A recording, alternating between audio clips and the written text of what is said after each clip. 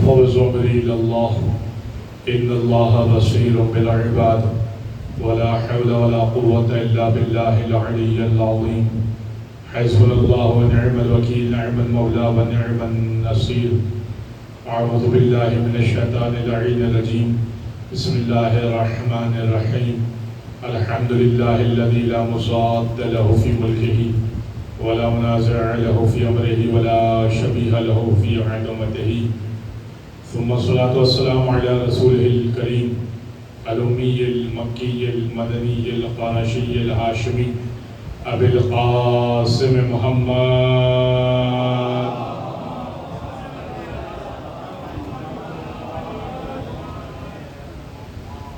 وعلى أهل بيته الطيبين الطاهرين واللعنة الدائمة على أعدائهم أجمعين من يوم ظلمهم وعداوتهم إلى قيام يوم الدين أما بعد فقد قال الله سبحانه وتعالى في محكم كتاب مبين بسم الله الرحمن الرحيم وكل شيء أحصيناه في إمام مبين ولا رتب ولا يابس إلا في كتاب مبين صلوات على محمد وآل محمد.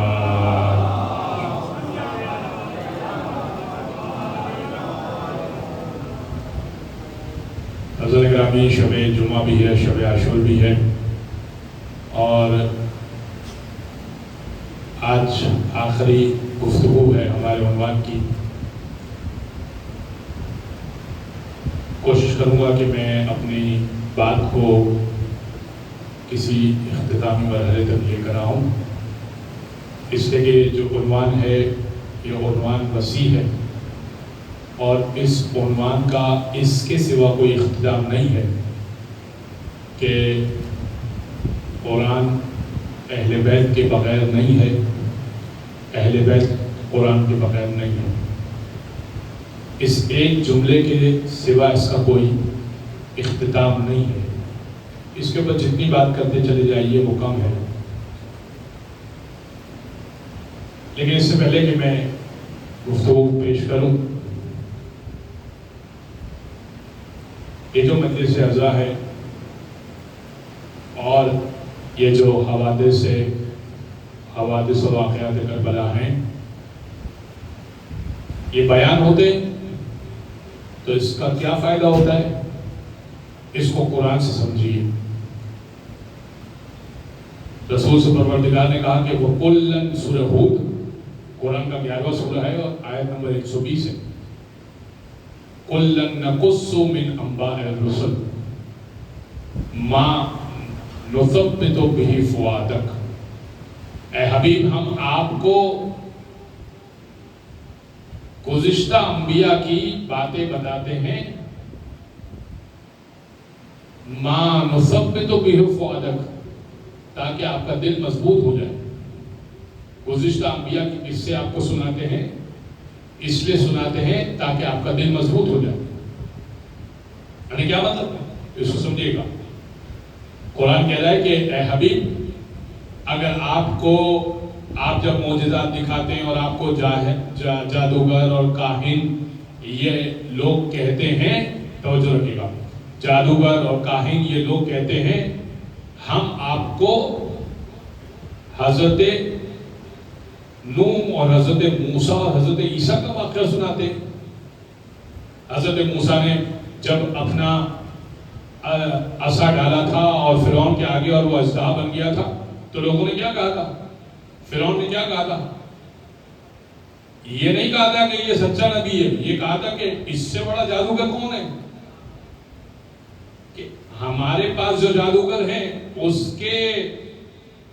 اس کی رسیاں تو سانپ جیسی دکھتی ہیں اور اس کے پاس جو عصا ہے وہ تو سانپ بن جاتا ہے. یہ اتنا بڑا جادوگر ہے. یہ تو نبی مان نہیں لیا تھا بلکہ کہا تھا یہ تو بہت بڑا جادوگر ہے.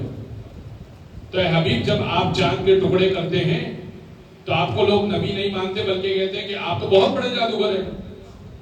تو آپ کا دل غمگین ہوتا ہے. رسول کا دل غمگین ہوتا تھا.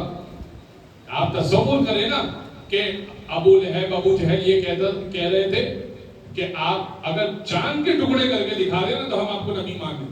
نبی نے چاند کے ٹکڑے کر کے دکھا دیے. کہا واہ محمد، یہ تو کیا کمال ہے، تمہارا جادو تو چاند پر بھی چلتا ہے.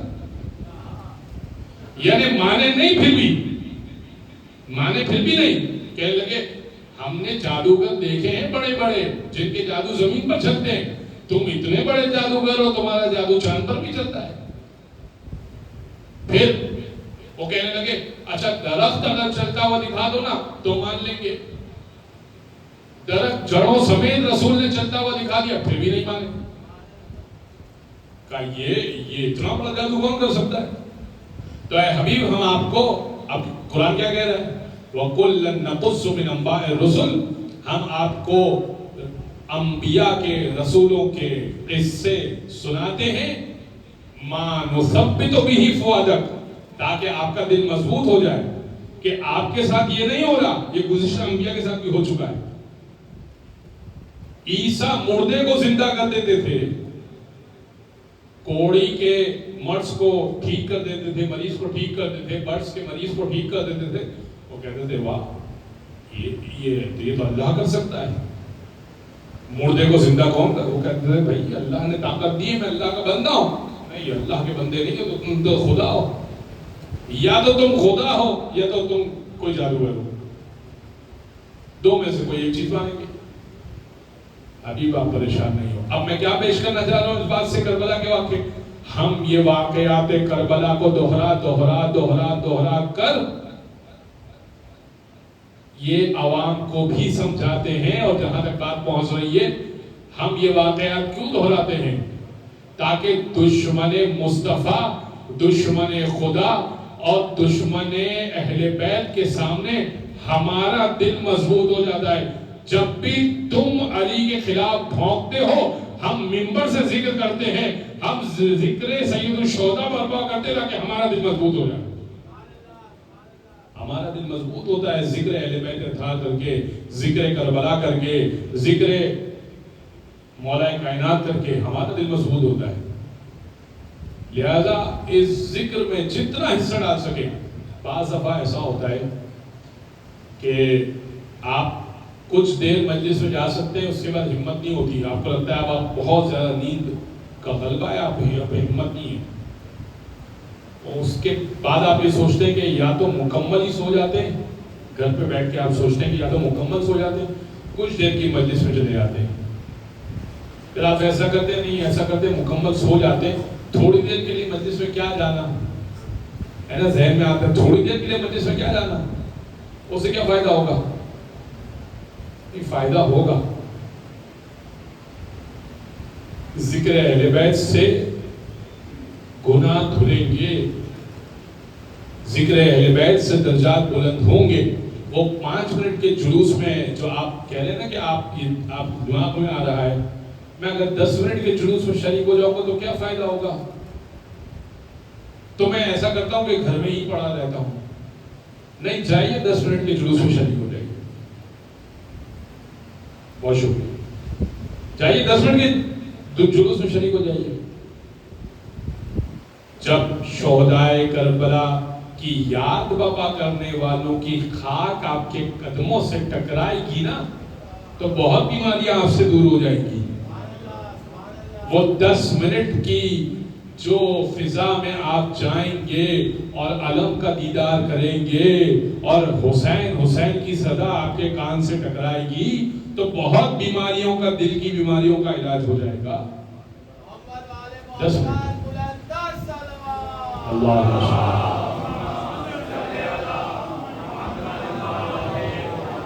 تو کبھی گمان بھی نہ ہو، خیال بھی نہ آئے کہ یار 10 منٹ کے لیے کیا جانا، اب آدھے گھنٹے کے لیے مجلس میں کیا جانا، صرف مصائب کے لیے کیا جانا، صرف مصائب کے لیے کیا جانا، فضائل سے بیٹھے تو مزہ آئے، صرف لنگر کے لیے کیا جانا، ارے نیاز ہی سے تو رسول خدا نے فتح کی ہے، سارا اسلام رسول اللہ نے نیاز ہی سے تو مال خدیجہ کھلا کھلا کے تو لوگوں کو مسلمان کیا ہے۔ ان کے پیٹ میں مال خدیجہ گیا، ہاں فوراً اسلام نہیں لے کر آئے، وہ کوئی 8 ہجری پہ لے کر آیا تو کوئی 9 ہجری پہ لے کر آیا، دیر سے لے کر آئے، کچھ لوگ فوراً لے کر آئے، کچھ لوگ دیر سے لے کر آئے، لیکن اپنے دوستوں کو بھی پکڑ پکڑ کے نیاز کھلا دیجئے، اس لیے کہ حسین کے نام پہ جو ہوگا نا تو وہ حسد تو کبھی نہ کبھی کرے گا۔ لقمہ امام حسین جو ہوگا نا وہ اصل اس لیے کہ حلال میں بھی بہترین، حلال میں بھی بہترین، حلال تو ہے ہی یقیناً، اور اس میں بھی بہترین حسین کے نام پر. تو یہ نہ سوچے کہ، اور کسی کو یہ بھی نہ سوچے، یہ بھی نہ کہا کرے تم صرف نیاز میں آتے ہو، مجلس میں کیوں نہیں آتے؟ نیاز مجلس کا حصہ ہے.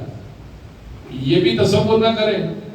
اگر ایک مومن بار بار بار بار بار بار آپ کو ہر دفعہ صرف نیاز میں دکھتا ہے، صرف نیاز میں دکھتا ہے، اور مثال کے طور پہ فرش عزا میں نہیں دکھتا، تو آپ اس کو ٹوکے نہیں، ٹونٹ نہیں کرے، تانے کا اشارہ نہ بنائیں. آپ ہیں کون؟ وہ مہمان حسین ابن علی ہے. یہ دسترخوان آپ نے اپنے پلے سے نہیں سجایا، یہ میں نے اپنے جیب سے نہیں سجایا ہے. یہ حسین ابن، جب میں نے، ہاں اگر میں نے اپنے جیب سے بھی سجایا ہو نا، جب میں نے حسین کی راہ میں نکال دینے کی نیت کر دی تو اب یہ حسین کا ہو گیا، حسین کا ہو گیا. تو اب کوئی کسی بھی وقت آ جائے، وہ حسین کا مہمان ہے، میرا مہمان تو ہے نہیں. اب اگر وہ نیاز کھانے آتا ہے تو نیاز کھانے آئے، وہ فرش عزا میں بیٹھنا چاہتا ہے تو فرش عزا میں بیٹھے. تو کسی مومن کو یہ، تم ہر وقت نیاز کھانے آتے ہو، ہمیشہ نیاز کے دسترخوان پہ ہی ملاقات ہوتی ہے؟ بے شک ملاقات ہوتی ہے. آ تو رہا اسی بار امام بارگاہ. آپ کے اس جملے کی وجہ سے اگر اس نے امام بارگاہ کے دروازے کو چھوڑ دیا تو اس کا کتنا بڑا نقصان ہو جائے گا. اندازہ ہے کہ وہ اپنے بچوں کو لے کر جب آ رہا ہے تو وہ رزق کھلانے کے لیے، کیا پتا کہ وہ رزق یہی ہو جو اپنے گھر میں نہیں ہو اس کے، تو وہ رزق یہیں سے لے رہا ہو. کیا پتا کہ اس کے گھر میں کچھ نہ ہو تو وہ رزق یہیں سے لیتا ہو. ایک دن توفیق ہوگی تو ذکر حسین بھی سننے بیٹھ جائے گا. تو کسی مومن کو تانے کا نشانہ نہ بنائے. حضرت گرامی، کل 10 محرم ہے، یہ باتیں بڑی امپورٹنٹ ہے. آگے ایام اعزاں، ہمارے پاس پورے ایام اعزاں اور بہت ہیں. کسی کو یہ کہنا کہ ہر وقت بس کھانے کے لیے آ جاتے ہو، یا ہر وقت بس آخری بس 5 منٹ میں تم 10 منٹ کی مجلس کرتے ہو، ان چیزوں سے باہر نکل آئیے. ایک ایک حصہ، ایک ایک جز مجلس ہے. یعنی حدیث قصہ سے لے کر آخری سلام اور نیاز، تبرک تک کا حصہ جو ہے وہ سب کچھ یہ ایلیمنٹ ہے مجلس کا. حضرت گرامی، میں اپنے عنوان پر آتا ہوں کہ ہم اس بات پر گفتگو کر رہے ہیں کہ ہر چیز کو پروردگار کہہ رہا ہے وَكُلَّ شَيْءٍ أَحْصَيْنَاهُ فِي إِمَامٍ مُبِينٍ. ہر چیز کو ہم نے امام مبین قید کر دیا. احصیناہ کا مطلب ہوتا ہے کہ بند کر دیا، قید کر دیا. یعنی امام مبین کے اندر سب کچھ ہے، سب کچھ ہے. مطلب گزشتہ کا علم بھی ہے، آئندہ کا علم بھی ہے. جو سوچ رہے ہو وہ بھی امام کو پتا ہے، جو چال چلنا چاہتے ہو وہ بھی امام کو پتا ہے. تو امام کو ہر چیز پتا ہے. اور یہ بات قرآن میں بھی لکھی ہوئی ہے وَمَكَرُوا وَمَكَرُ اللَّهِ. اور یہ چال چلتے ہیں اور اللہ ایک چال چلتا ہے. وَاللَّهُ خَيْرُ الْمَاكِرِينَ. تو اللہ بھی چال چلتا ہے اور اللہ کو بھی چالوں کا پتا ہوتا ہے، اور امام کے بعد بھی سارا علم ہوتا ہے. تو ہر چیز میں امام، اور قرآن وَكُلَّ شَيْءٍ أَحْصَيْنَاهُ فِي إِمَامٍ مُبِينٍ وَلَا رَدْبٍ وَلَا يَابِسٍ إِلَّا فِي كِتَابٍ مُبِينٍ. ہر چیز، ہر خوشگوار ہم نے قرآن میں بند کر دیا، بیان کر دیا.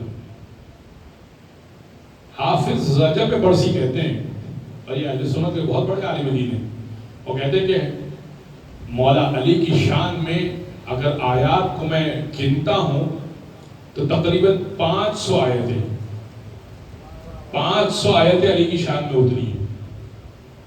بعض نے لکھا کہ 360 آیتیں علی کی شان میں ہیں. بعض، میں یہ تمام اہل سنت کے اقوال نقل کر رہا ہوں، بعض 2000 تک لکھا. لیکن 1000 کے اندر تمام قائل ہیں کہ 1000 آیتیں علی کی شان میں آئی ہیں.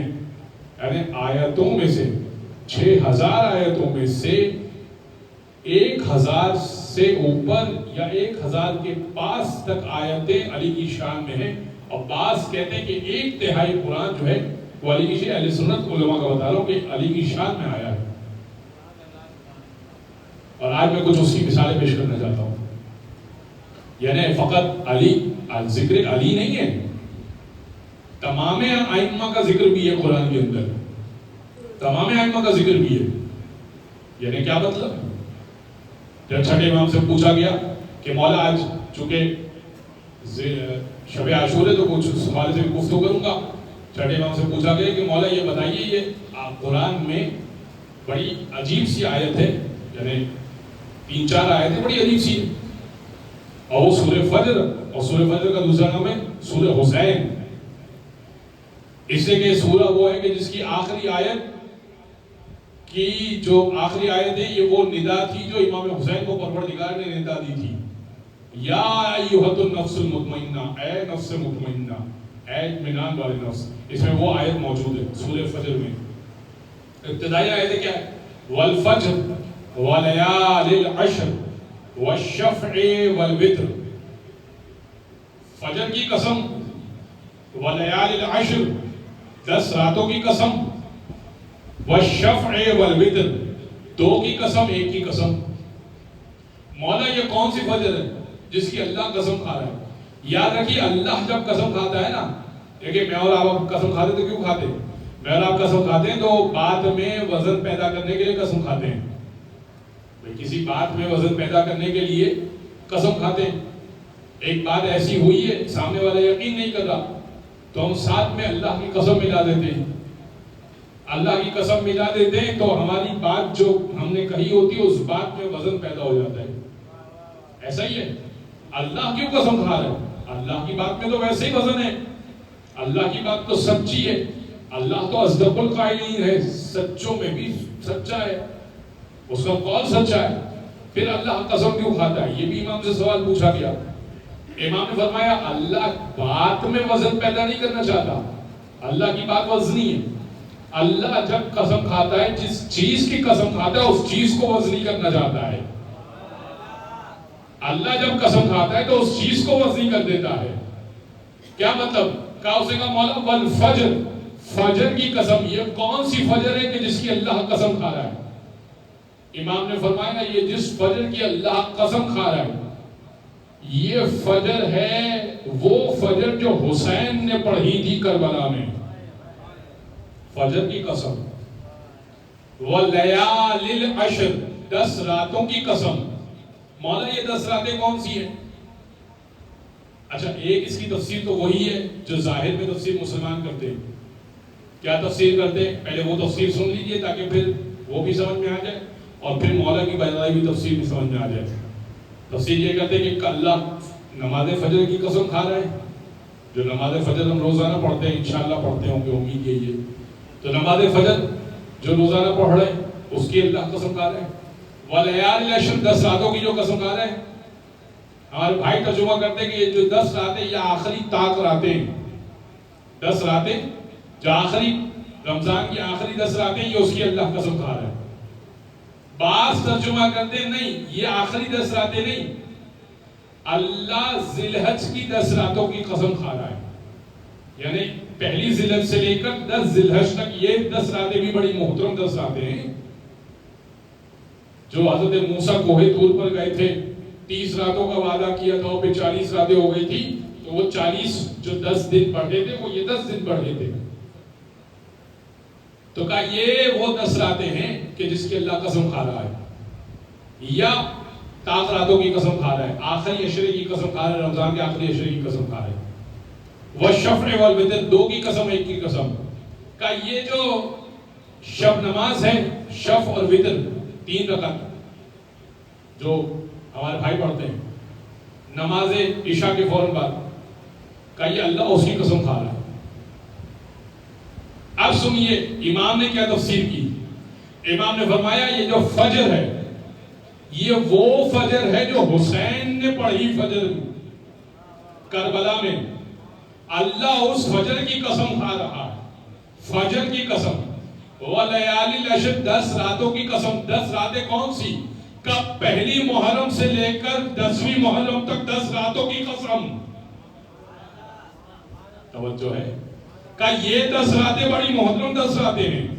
یہ آپ جس رات میں بیٹھے یہ بڑی محترم ہے. اللہ نے قرآن میں قسم کھائی ہے، صادق اہل محمد فرما رہے ہیں.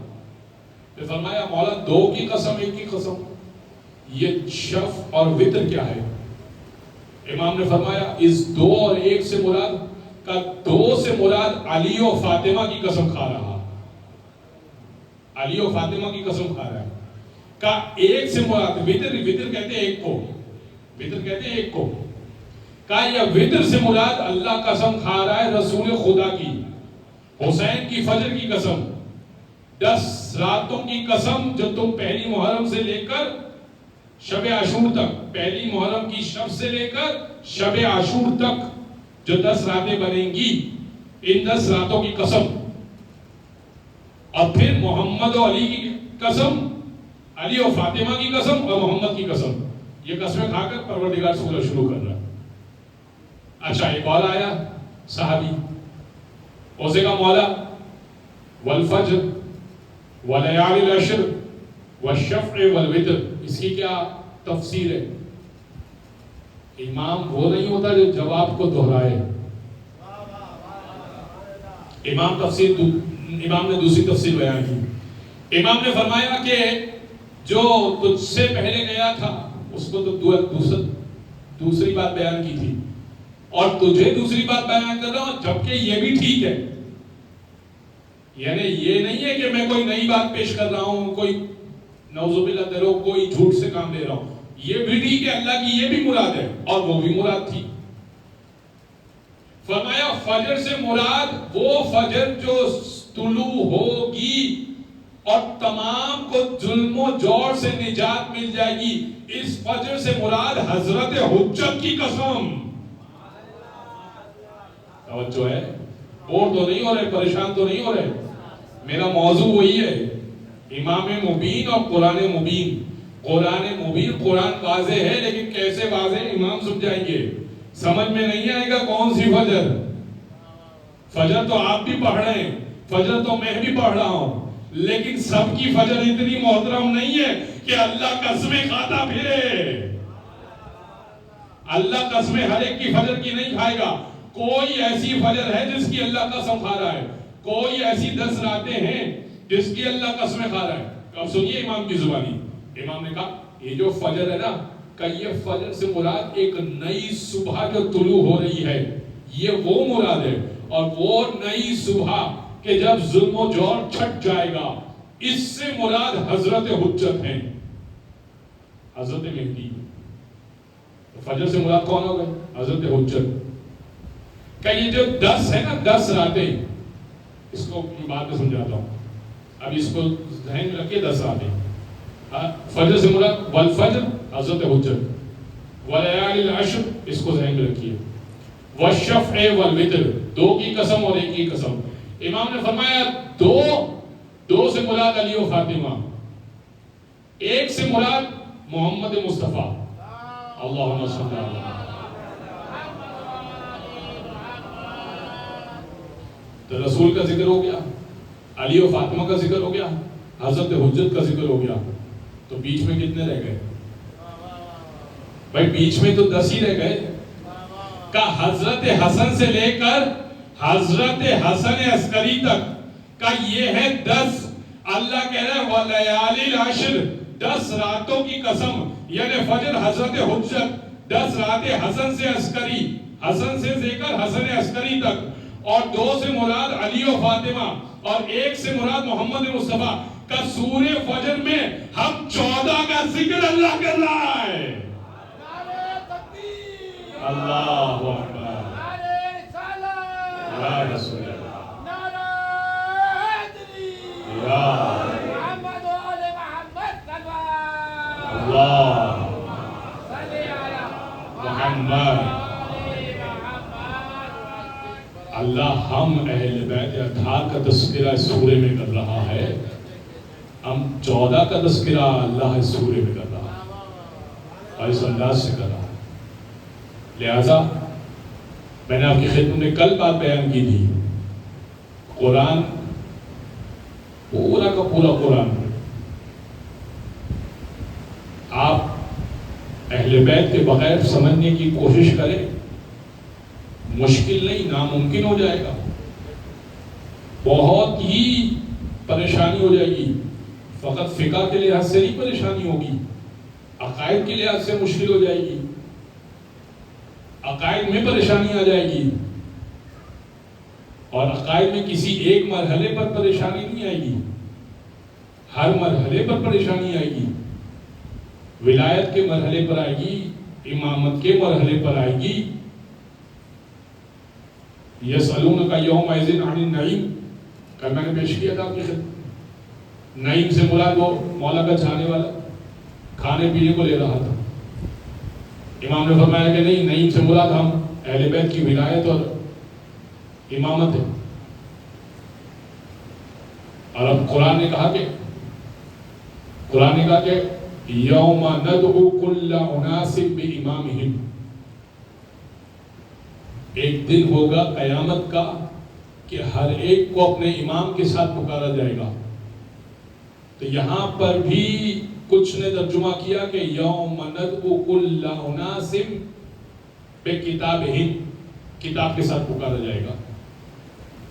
ارے بھائی، کتاب کے ساتھ کیوں پکارا جائے گا؟ امامہم، اپنے امام کے ساتھ پکارا جائے گا، کتاب کے ساتھ تھوڑی پکارا جائے گا. امام کون ہے؟ من اماموں کا کس کی پیروی کرتے تھے، کس کے پیچھے چلتے تھے. تو اب مسجد کے مولانا کا نام تو نہیں لے سکتے، کیونکہ مسجد کے مولانا سے بھی یہ پوچھا جائے گا. توجہ نہیں آپ کی؟ کسی فقیر کا نام بھی نہیں لے سکتے، فقیر سے بھی یہ پوچھا جائے گا کہ یہ جو حدیثوں سے فتوے دے رہے تھے من اماموں کا، تیرا امام کون تھا؟ تو کوئی بھی مفتی ہو جائے، کسی بھی درجے کا ہو، کسی بھی مسلک کا ہو، امام کون تھا؟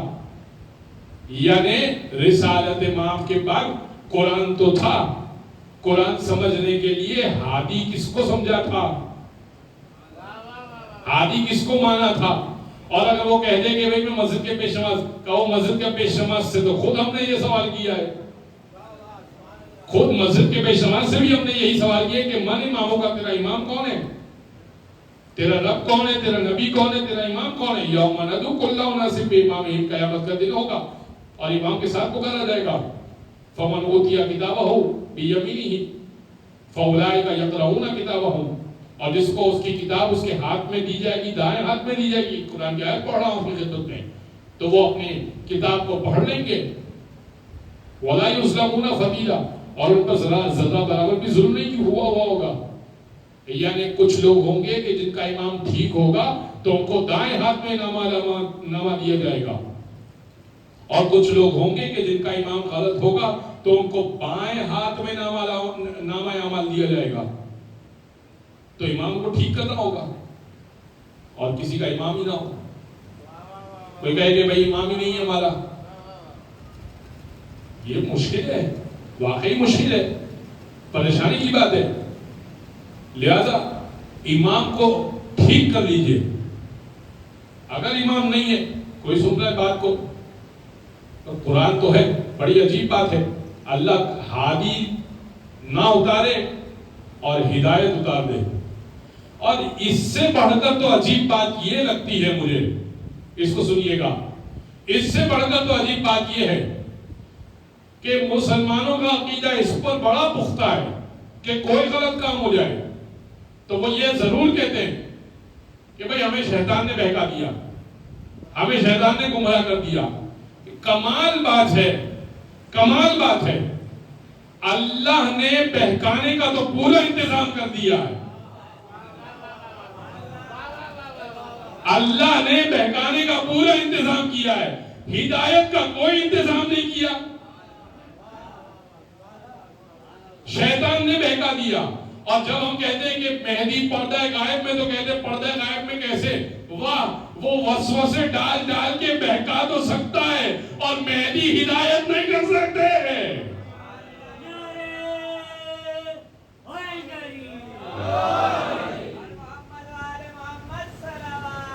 اللہم صلی علی محمد. بڑی عجیب سی بات ہے، وسوسے ڈال کے شیطان بہکا رہا ہے. اور شیطان نے وسوسے ڈال دیا تھا، بس ہمارے منہ سے گالی نکل گئی. کبھی شیطان نے آپ کے دل میں وسوسہ نہیں ڈالا کہ آپ صدقہ کر دیں؟ نہیں، وہ رحمانی خیال ہے۔ وہ کہاں سے آتا ہے رحمانی خیال؟ اس کا بھی تو کوئی امام ہوگا، کوئی ہادی ہوگا، کیسے آتا ہے رحمانی خیال؟ آپ کے اوپر جبریل اترتے ہیں، کہاں سے آتا ہے؟ جبریل اترنا بند ہو گئے۔ ہاں، جس پہ اترتے ہیں وہ ابھی موجود ہے، جس پہ اترتے ہیں وہ ابھی موجود ہے۔ بس گرامی، میں نے اپنی گفتگو کو یہاں پر تمام کر دیا، اس سے زیادہ آپ کو زحمت سماعت نہیں دوں گا۔ محمد وآل محمد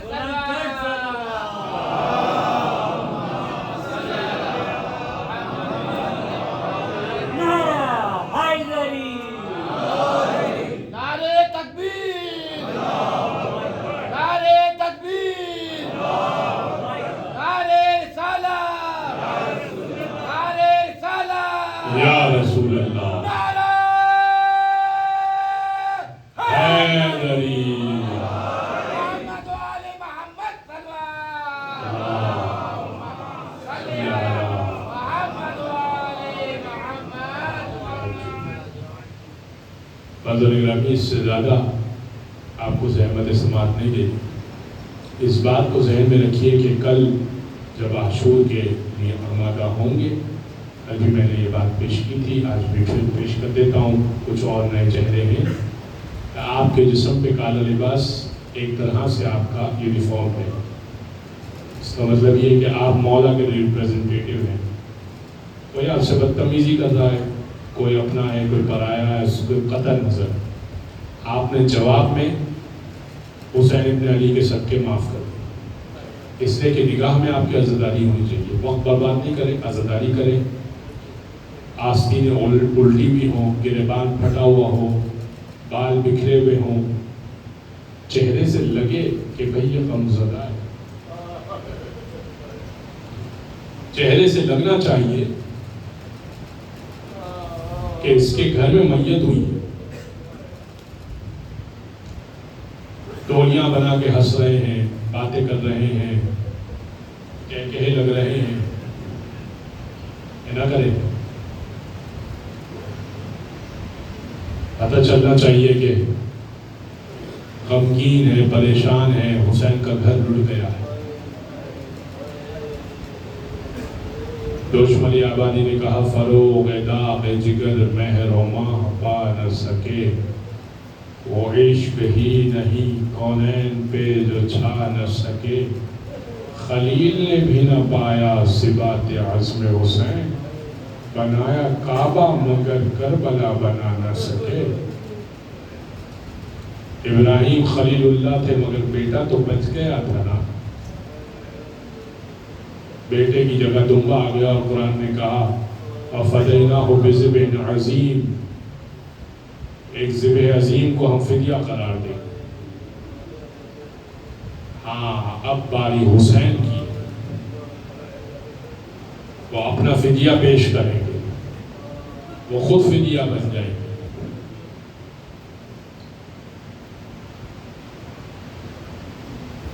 اب وہ جا رہا ہے، یہ حسین ابن علی کے جملے، اب وہ جا رہا ہے جو سیرت میں، صورت میں، گفتار میں، رفتار میں رسول اللہ کی شبیہ ہے۔ آقا حسین نے صبح عاشور حجاج بن مسروق سے کہا کہ تم آج اذان نہ دو، یہ اذان علی اکبر کو سمجھیے گا، اس کے پیچھے روایت ہے۔ حجاج بن مسروق سے کہا کہ آپ اذان نہ دیجئے، حالانکہ مؤذن تھے مولا حسین کے، جیسے حضرت بلال مؤذن تھے رسول خدا کے، رسول اللہ کے لیے اذان کہا کرتے تھے، حجاج بن مسروق امام حسین کے لیے اذان کہا کرتے تھے۔ صبح عاشور فجر کی نماز کے وقت حجاج سے کہا کہ آپ اذان نہ دیجئے، میرا بیٹا دے گا، اس لیے کہ یہ تو آخری نماز ہے جو امامت کے ساتھ پڑھ رہے ہیں۔ کل ظہر کے وقت کی جو نماز ہے، حسین جانتے ہیں کہ ظہر کے وقت جب جماعت شروع ہوگی تو تیر بھی چلنا شروع ہو جائیں گے، اس وقت اذان کا موقع تو نہیں ہوگا، اس وقت اذان کا موقع ہے۔ تو اب علی اکبر کا لہجہ تو سن لینا، علی اکبر کا لہجہ تو سن لینا مولا. علی اکبر نے اذان دی اور رسول اللہ کا لہجہ حسین کو یاد آ گیا. یہ بھی بات سمجھ لیں، کربلا میں ہر شخص، یعنی کربلا میں پنجتن موجود تھے، حسین تو بنفس نفیس موجود ہے، عباس موجود ہے علی کی جگہ پر، اور قاسم موجود ہے حسن کی جگہ پر،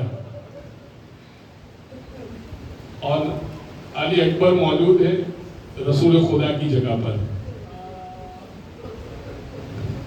اور فاطمہ زہرا کی جگہ پر بی بی جناب زینب موجود ہے. پورے پنجتن موجود ہیں. حسین سب کو لے کر آئے، سب کی شبیہ لے کر آئے ہیں، سب کا نمائندہ لے کر آئے ہیں. حسن آپ نہ ہوں گے آپ کی جگہ قاسم ہوں گے، علی آپ نہ ہوں گے آپ کی جگہ عباس ہوں گے، اے اللہ کے رسول آپ نہ ہوں گے آپ کی جگہ علی اکبر کو لے کر آئے. علی اکبر نے کہا بابا اجازت دے دیجئے، بابا اجازت دے دیجئے. بابا نے کہا بیٹا آپ کیسی باتیں کر رہے ہیں، آپ کا بھی چاند سا بیٹا ہو نا، آپ کو پتہ چلے آپ کیا پوچھ رہے ہیں. بہت اصرار کیا نا علی اکبر نے، وہ کہا اچھا جائیے، جا کے ماں سے اجازت لے کر آئیے. علی اکبر گئے، جا کے ماں سے اجازت لے کر آئے. ماں تو پہلے ہی چاہتی تھی کہ علی اکبر کا چہرہ دیکھیں اس عالم میں کہ شہید ہو چکے ہو. ماں سے فوراً اجازت لے کر آئے. کہ اماں نے اجازت دے دی، کہا نہیں اس ماں سے نہیں کہ جس نے پیدا کیا ہے، اس ماں سے اجازت لے کر آئیے جس نے پال پوس کے اتنا بڑا کیا ہے. جا کے جناب زینب سے پھوپھی اماں سے اجازت لے کر آئیے. اب جناب علی اکبر کے لیے بڑا مشکل ہے اپنی پھوپھی سے اجازت لینا. پھوپھی کے خیمے میں داخل ہوئے، اللہ آپ کو خیام گاہ حسینی کی زیارت اسی ایام اعزاں میں کروا دے. پھوپھی کے خیمے میں داخل ہوئے، پھوپھی مصلی عبادت میں موجود ہے. نماز ختم ہوئی، حضرت علی اکبر وہیں بیٹھ گئے. کہا پھوپھی اماں مجھے ایک سوال ذہن میں آتا ہے. کہا بیٹا پوچھو. کہا آپ افضل ہیں یا آپ کی ماں افضل ہے؟ ماں کا نام سننا تھا. بیٹی اپنے مقام سے بلند ہو گئی. کہا بیٹا علی اکبر کیسی باتیں کرتے ہو، یقیناً میری ماں فاطمہ زہرا افضل ہے. کہا پھر ایسا کیوں نہیں کرتی کہ اپنے بیٹے کو اپنی ماں کے بیٹے پر قربان کر دیں؟ ایسا کیوں نہیں کرتی؟ کہا بیٹا تم نے بڑے عجیب شان سے اجازت چاہیے. اب میں کیا بولوں؟ دیکھیں میں جتنا پڑھ سکا نا میں پڑھوں گا، آپ جتنا سن سکے سنیے گا، اور رونے کی کوشش کیجیے گا. آنکھوں میں آنسو نہ آئے نا تو آپ رونے جیسی شکل بنا لیجیے گا، اللہ اس پہ بھی جنت واجب کر دیتا ہے. سنیے گا. علی اکبر آئے، کہا بابا میں نے اجازت لے لی ہے. ایک نیا امامہ تیار کیا. نیا امامہ سمجھتے ہیں؟ نیا امامہ سے برا امامہ ہے نا، امامے کو کھول کے دوبارہ تیار کرنا. ہے تو رسول اللہ کا امامہ، مگر علی اکبر کا سر تو چھوٹا ہے نا. حسین کا سر تو بڑا تھا، علی اکبر کا سر چھوٹا ہے، اور جوان کے حساب سے امامہ تیار کرنا ہے. دوبارہ سے امامہ کھولا، اور اب اپنے گھٹنے پہ، امامہ گھٹنے پہ بنتا ہے، اپنے گھٹنے پہ امامہ باندھا. باندھنے کے بعد ایک ایک بل دیتے جاتے، کہتے جاتے اِنَّا لِلَّهِ وَإِنَّا إِلَيْهِ رَاجِعُونَ، اِنَّا لِلَّهِ وَإِنَّا إِلَيْهِ رَاجِعُونَ. امامہ تیار ہوا، چاند سی صورت پہ، خوبصورت شکل پہ امامے کو سجایا. سجانے کے بعد خول پہنائی. اللہ حسین ابن علی اور علی اکبر کا یہ عمل، خوبصورت خول چڑھانے کے بعد علی اکبر کے سینے پہ زرہ پہنائی. زرہ تھوڑی بڑی تھی، علی اکبر کا سینہ چھوٹا ہے. زرہ کو توڑ کے علی اکبر کے سینے پہ سجایا. کہا علی اکبر اب برابر ہے، جاؤ تمہیں مقتل کی اجازت دی، مرنے کی اجازت. 18 سال ہے، ٹھیک ہے نا، 18 سال کو ذہن میں رکھنا. ایک مرتبہ حضرت علی اکبر چلے، کچھ دیر ہوئی، ابھی گھوڑا چل رہا ہے، زلجنہ چل رہا ہے، تو محسوس کیا پیچھے پیچھے کوئی آ رہا ہے. پلٹ کے دیکھا تو بوڑھا باپ آہستہ آہستہ آہستہ آہستہ آ رہا ہے. کہا بابا آپ کہاں آ رہے ہیں؟ کہا بیٹا تیرا بھی تیرا چاند سا بیٹا ہوتا نا، اور تجھے معلوم ہوتا بوڑھے کے لیے جوان کو رخصت کرنا کتنا مشکل ہوتا ہے. کہا بابا مجھے اجازت نہیں ہے. کہا نہیں اجازت ہے، جاؤ جاؤ مقتل کی اجازت ہے، جاؤ لڑ کے رہو. کہا بابا میں لڑوں گا تو صحیح، آپ سے پوچھوں گا بھی کہ میں نے جنگ کیسی لڑی. جنگ لڑ کے آئے، جنگ لڑ کے آئے. کہا ایک کو واسل جہنم کیا. کہا بابا جنگ کیسے لڑی؟ کہا بہترین لڑی، کیا شان سے جنگ لڑی، کتنے 100 کو واسل جہنم، یہاں تک یاد پڑتا ہے 200 کو واسل جہنم کیا. جب کہا نا کہ کتنی شان سے جنگ لڑی تم نے، بہت اچھی جنگ لڑی. کہا بابا تھوڑا سا پانی مل جائے گا، تھوڑا سا پانی مل جائے گا بابا. جیسے یہ سنا نا باپ نے، اللہ کسی کو یہ دکھ نہ دے کہ جوان بیٹا باپ سے پانی مانگے اور باپ کہتے بیٹا پانی تو نہیں ہے. حسین نے کہا بیٹا پانی نہیں ہے میرے پاس، پانی نہیں ہے بیٹا، پانی کے لیے تو جنگ ہو رہی ہے. کہا بابا اگر تمہیں ایک گھونٹ پانی مل جائے نا، میں آپ کے ایک بھی قاتل کو زندہ رہنے نہیں دوں گا. کہا بیٹا پھر ایسا کرو نا، اپنی زبان میری زبان پہ رکھ دو، لعاب دہن سے لعاب دہن مس ہوگا نا، وہ تمہیں تھوڑی راحت مل جائے گی. حضرت علی اکبر نے اپنی زبان حسین کی زبان پہ رکھی، فوراً نکال دی، فوراً نکال دی. کہا بابا آپ کی زبان تو زیادہ سوکھی ہے بابا، بابا آپ کی زبان تو زیادہ سوکھی ہے، آپ زیادہ پاس ہیں.